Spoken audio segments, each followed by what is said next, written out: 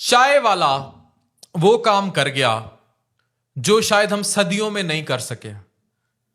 कह दें कि ये वीडियो जो आप देखने जा रहे हैं ये किसी एजेंट ने बनाई है, इससे ज्यादा हम बात कर नहीं सकते।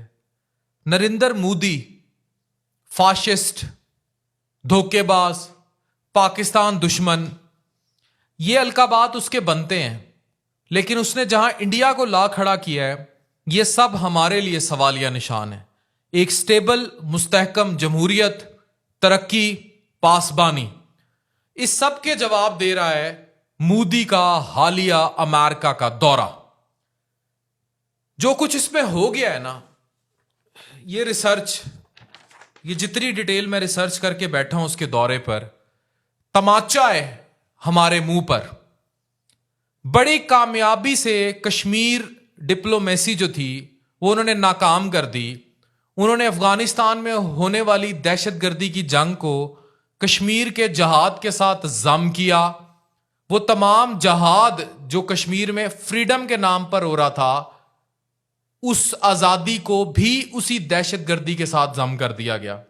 और ये बहुत पहले से हो रहा था, लेकिन जो मोदी को प्रोटोकॉल मिला है वो पाकिस्तान के लिए मुस्तकबिल में सवालिया निशान होगा।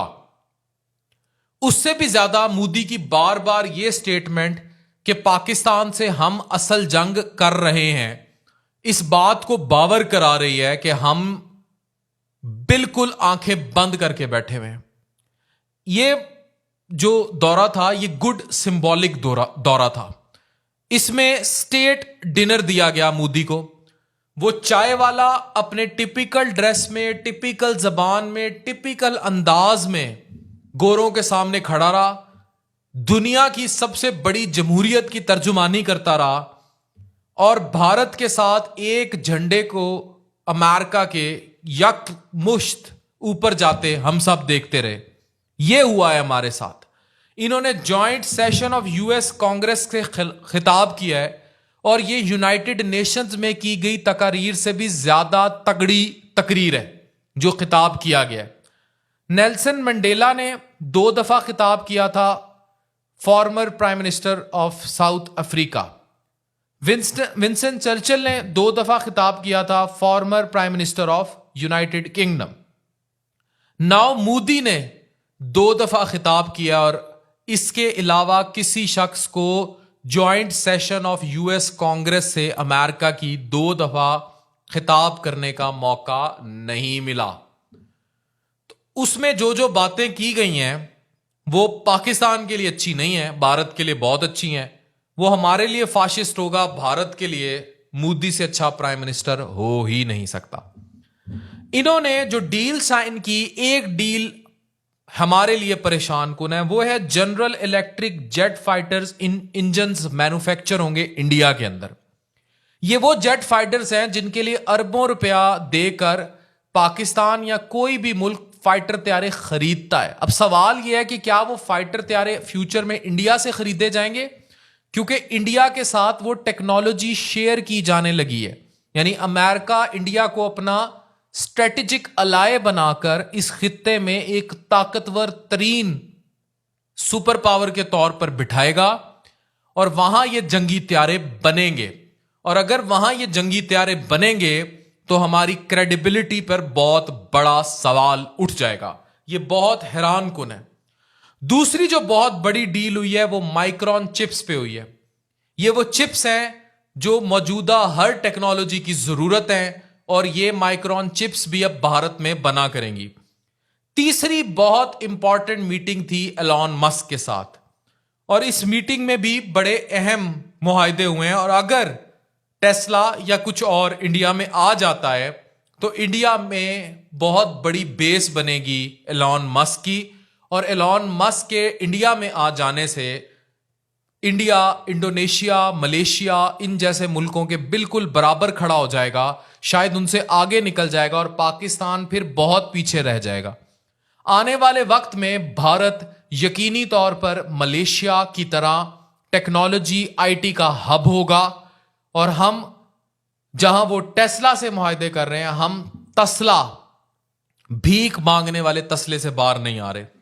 और इससे भी ज्यादा परेशान कुन बात यह थी कि जो जॉइंट स्टेटमेंट आई पाकिस्तान के खिलाफ अमेरिकन सदर की और नरेंद्र मोदी की, उन्होंने पाकिस्तान को फिर दहशतगर्द स्टेट करार दिया, दहशतगर्दी को रोकने के लिए प्रेशर डाला, बहुत सारी जमातों के नाम लेकर पाकिस्तान को फिर, जो कि सबसे बड़ा सफरर मुतासिर रहा है खुद दहशतगर्दी से, बजाय कुर्बानियों की कदर करने के हमारे साबका दोस्त ने, हमारे साबका दुश्मन और मौजूदा दुश्मन की, बजाय इसके कि वो हमारी दुश्मन की चीजों को समझता, उसने उसकी थपकी पे टैप किया कि वेल डन, वेल डन, और हम पे वही स्टेट टेररिज्म का ताना लगाया। और आज 9/11 के बाद जो इंडिया में मुंबई हमले हैं और कश्मीर में जो अटैक हुआ था, वो उस अटैक को सारे उन हमलों के ऊपर ले जाते हैं जो पाकिस्तान में 1 लाख से ऊपर लोग दहशतगर्दी की जंग में मारे गए। उनकी कुर्बानियों का क्या? उन सब कुर्बानियों की कदर हो जाती अगर हम अंदर से स्ट्रांग होते और हमारा ये हाल ना होता कि हम लड़ भड़ रहे होते और दुनिया हमारा तमाशा जो है वो उड़ा रही होती, तमस्कर उड़ा रही होती। पैसे की कदर होती है। सऊदी अरब की जेब में पैसा है, अमेरिका उसकी कदर करता है। अमाराती अरबों के पास पैसा है तेल का, सऊदी अरब अमेरिका उनकी कदर करता है। भारत की मईशियत स्ट्रांग हो रही है, अब अमेरिका उन्हें मुंह लगाता है, उनकी कदर करता है।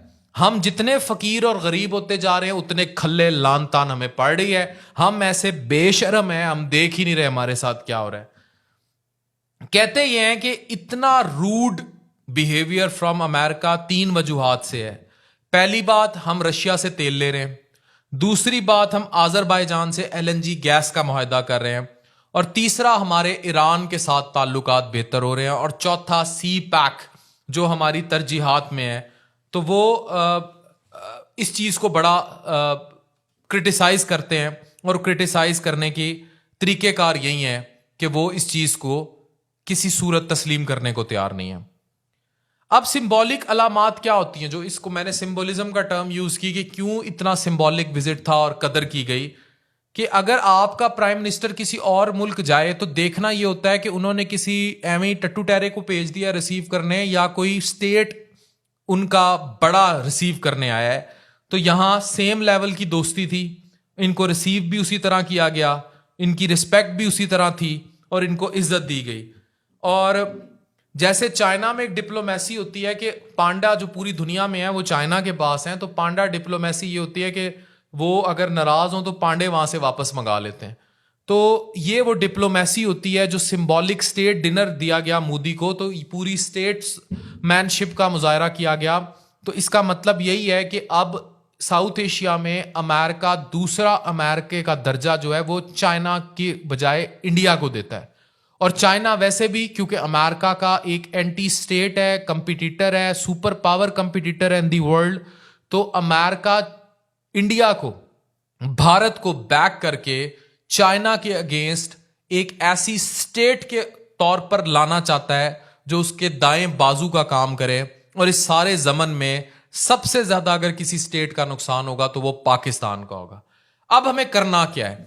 हमें बड़े क्लियरली इस दौरे से सबक सीखते हुए होश के नाखून लेने हैं, और जिसमें हमारी टॉप स्ट्रेटेजी होनी चाहिए स्टेबल जमहूरियत या what ever system in Pakistan, लेकिन एक स्टेबिलिटी। और सबसे जो टॉप प्रायोरिटी होनी चाहिए वो इकोनॉमी को स्टेबल करना है। हमारी मईशियत की जो गिरती अकदार हैं, वो जो तबाही लेकर आए हैं, वो अनरिमार्केबली हमें तबाह कर रही हैं। हमें सबसे इंपॉर्टेंटली मईशियत को स्ट्रांग करना होगा। हमारी अगर मईशियत स्ट्रांग हो जाएगी तो सब स्ट्रांग हो जाएगा, हमारी कदर बढ़ जाएगी, हमारी रिस्पेक्ट बढ़ जाएगी। और इकोनॉमिक स्टेबिलिटी डायरेक्टली बराह रास्त जुड़ी है अगर मुल्क के अंदर पॉलिटिकल स्टेबिलिटी आएगी, either in the form of democracy और dictatorship, preferably in the form of what India has done, a stable democracy, एक स्टेबल जमहूरियत के तौर पर।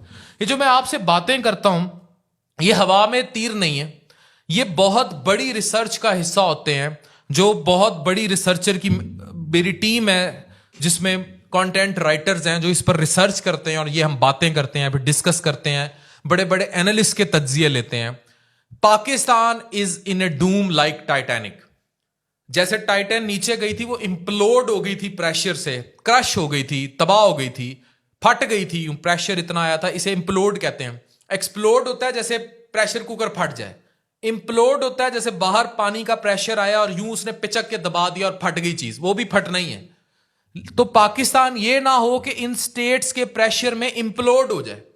वो ऑलरेडी अंदर इतना प्रेशर है कि वो एक्सप्लोड होने को तैयार बैठा है, तो बाहर से इतना प्रेशर ना पड़े कि इतना भारत स्ट्रांग हो जाए कि हम इंप्लोड कर जाएं। हमने कश्मीर पे एट ऑल स्टेक्स बहुत बहुत बहुत डिप्लोमेसी में नुकसान उठाया और इंडिया ने अपनी मकारी और चालाकी से इसे दहशतगर्दी की जंग में फ्रीडम फाइट को मिक्स करके हमारा पहली बथेरा सत्यानाश कर दिया।